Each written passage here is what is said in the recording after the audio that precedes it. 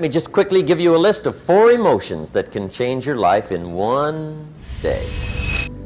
Emotions are powerful. Sometimes it doesn't take much to alter your whole life direction.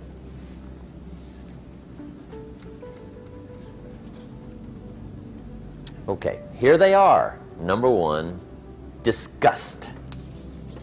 Powerful emotion.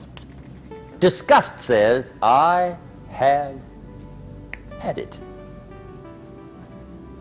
See, that could be the day. The day you can say, I've had it. And whether you've had it with something small or something major, the day you can say, I've had it, may not be the day it ends, but the day it begins. That man's finally had it with mediocrity. He's had it with being a loser. He's finally had it with those awful sick feelings inside, knowing his wife is at the grocery store looking at 2 cans of beans, one marked 37 cents, one marked 39 cents. And the guy sick inside knows his wife's going to buy the 37-cent can, and she doesn't even like the brand. Do you know why she's going to buy the 37-cent can? To save 2 cents. The guy sick inside finally says, I've had it. Being on my knees in the dust looking for pennies? We're not living like this anymore.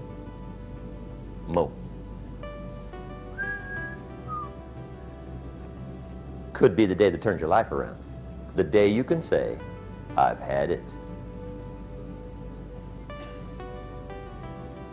He walks into his closet and rips everything in it to shreds and says, I've worn this embarrassing stuff for the last time. And not only will I never wear it again, no one else will ever wear it again. Commit an act that says, I've had it. Powerful. Here. And decision making is powerful. And it's emotional. That's those knots in the pit of your stomach, right? Waking up in the middle of the night in a cold sweat, trying to decide. We sometimes call it inner civil war. What shall I do? Well, for progress, you must decide. The best advice I can give you came from a wealthy friend of mine who said, if it's easy, do it easy. If it's hard, do it hard. Just get it done. If you went home tonight and in the next few days cleaned up a whole list of decisions, that might furnish enough inspiration for the next 10 years. I found this out many times after you've decided. Getting on with it is easier than deciding. Sometimes decision is the toughest part. Here's the next emotion, desire, wanting to bad enough. And I don't know how to tell you to want to. That's something you've got to come up with. There's 2 things I know about desire. Number 1, it comes from inside, not outside. You don't send off for it. Number 2, I know desire can be triggered by something. Who knows what it might be? Sometimes desire waits and sleeps for something to happen. Maybe it's a book, maybe it's a song, maybe it's a sermon, maybe it's a lecture, a seminar, maybe it's the conversation of a friend, a happening, an event. Who knows? The best advice I can give you is what I give my staff. It goes like this: welcome every human experience. You never know which one is going to turn it all on. Even the bad experiences. Sometimes from the bitterest experience comes the greatest awakening. So let down the barriers, take down the walls. The same wall that keeps out disappointment keeps out happiness. Let life touch you. Don't let it kill you, but let it touch you. Here's the last one. This one's powerful. Resolve. Resolve says, I will. 2 of the most powerful words in the language. I will. Benjamin Disraeli once said, nothing can resist a human will that will stake even its existence on the extent of its purpose. Shortly put, I'll do it or die. See, that's powerful. That could be the day that turns your life around. The world has a strange way of stepping aside when somebody says, I'll do it or die. The man says, I will climb the mountain. They've told me it's too high, it's too far, it's too rocky, it's too difficult, it's never been done before, but it's my mountain, I will climb it. Pretty soon you'll see me waving from the top, or dead on the side, because I ain't coming back.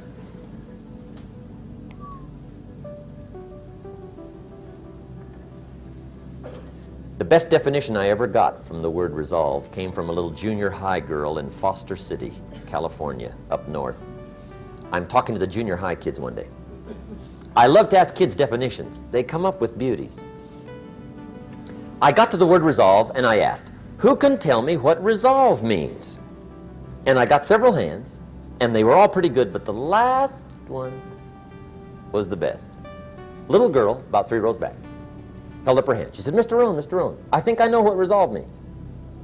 I said, darling, what do you think it means? She said, I think it means promising yourself you will never give up. I said, that's it. Webster, stand aside.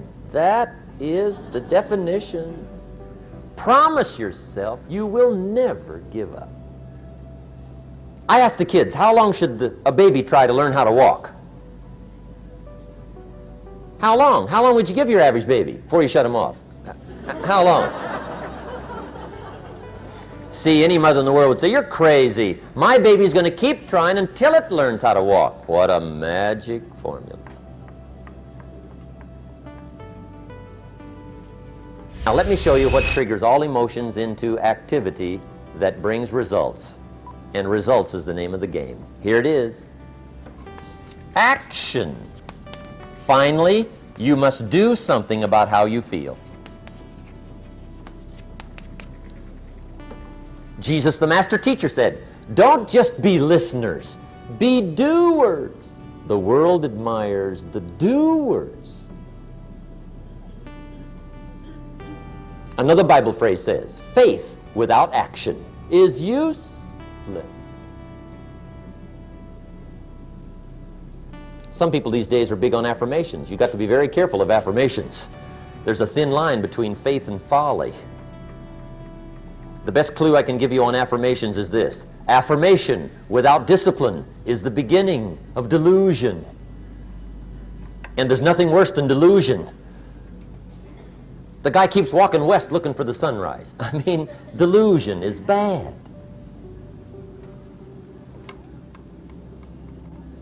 However, affirmation with discipline can bring the most spectacular results. When the Jewish people counted the dead, surveyed the Holocaust, and mourned the loss, those that survived together said, never again. That was the affirmation.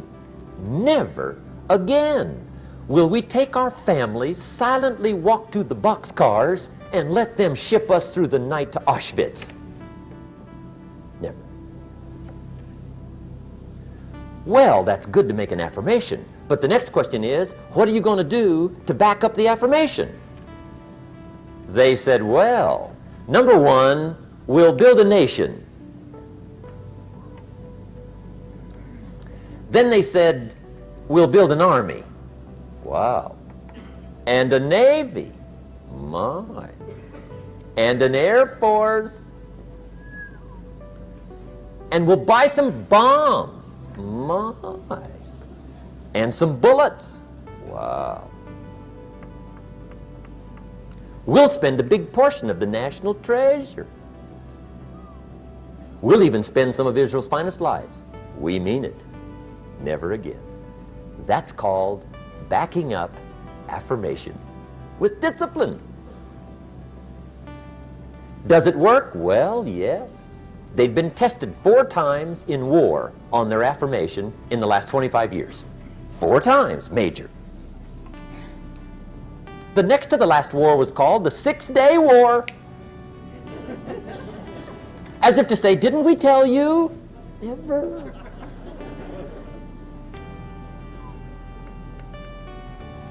Make sure you always have a game plan to match your wishes. Otherwise, they will always be wishes.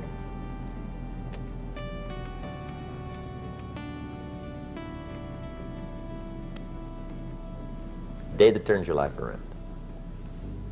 Let me give you 4 questions to take home when we're finished. These are called questions to ponder. And this wraps it up. Okay, here's the questions I want you to take home in closing. First question is one of the major questions of the world. Why? Why should you try? Why read that many books? Why go that far? Why earn that much? Why share that much? Why learn all that? Why get up that early? Why put yourself through that much? Why try for all that? Good question. Why? One of the best answers to why is the second question.